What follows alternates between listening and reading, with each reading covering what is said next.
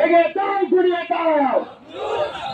এই এই এই রে, ওই বাবলু তুই গেলি তো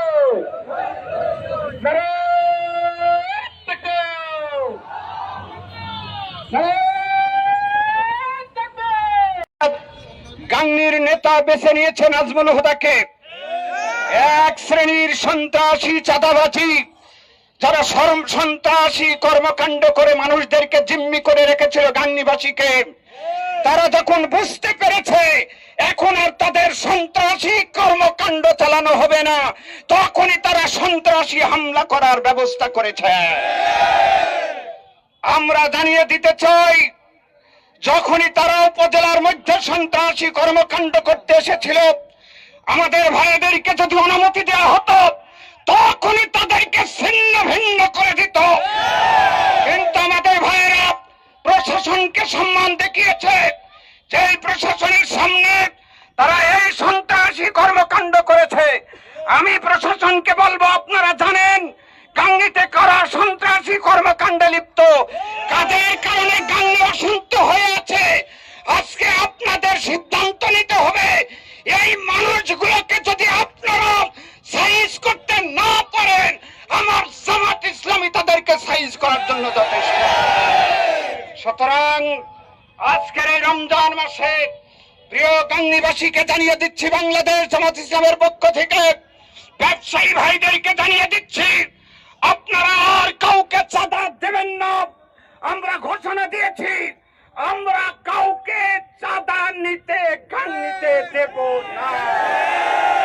সেজন্য গাংনী হবে একটা সুন্দর মডেল গাংনী।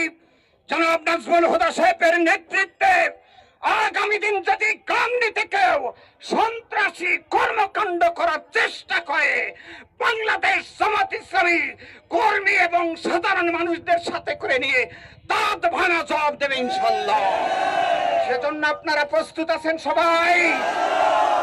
1 ঘন্টার ভিতরে বাংলাদেশ জামাত ইসলামী গাংনী কাঁপিয়ে দিয়েছে। একদিন সময় পেলে ওই সমস্ত সন্ত্রাসীদের গাংনী ছাড়া করতে সময় লাগবে। সেজন্য আমি বলছি, ভাইয়েরা, আপনারা যারা সন্ত্রাসী কর্মকাণ্ডে লিপ্ত আছেন, আপনারাও আমাদের মানুষ। আমরা চাই আমরা একসাথে গাংনীতে বসবাস করব। কিন্তু কথা হলো, আপনারা আপনাদের এই কর্মকাণ্ড আপনারা বন্ধ করুন। কি কথা ঠিক আছে না? সেজন্য আগামী দিন সমস্ত মানুষদেরকে ঐক্যবদ্ধ হয়ে সুন্দর গাংনী গঠন করার আহ্বান জানিয়ে আমি আমার কথা এখানে শেষ করছি। আসসালামু আলাইকুম ওয়া রাহমাতুল্লাহি ওয়া বারাকাতুহু। ধন্যবাদ মাওলানা জাহাঙ্গীর আলম ভাইকে, যারা মনে করে নিয়েছে বাংলাদেশে বিএনপি সরকার গঠন করেছে তাই তারা সন্ত্রাসী করবে। অন্তত গাংনীতে তাদের এই স্বপ্নটা স্বপ্নই থেকে যাবে ইনশাআল্লাহ।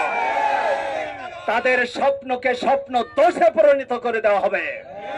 এ পর্যায়ে আপনাদের সামনে বক্তব্য নিয়ে আসছেন বাংলাদেশ জামাত ইসলামী গাংনী উপজেলা শাখার সম্মানিত সংগ্রামী আমির জননেতা জনাব ডাক্তার রবিউল ইসলাম।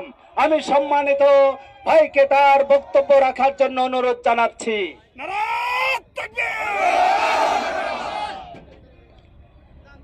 আসসালামু আলাইকুম।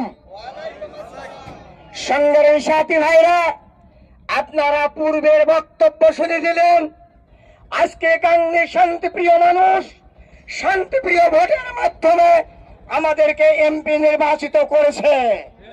কিন্তু গাংনীর সন্ত্রাসী যারা ওই তোমার উপজেলার গম খায়, উপজেলার সিটারিকারি খায়, উপজেলার রেস্ট অফিসের পয়সা খায়, তাদের জানে আর সহ্য হচ্ছে না। সম্মানিত ভাইরা, আপনারা জানেন গাংনী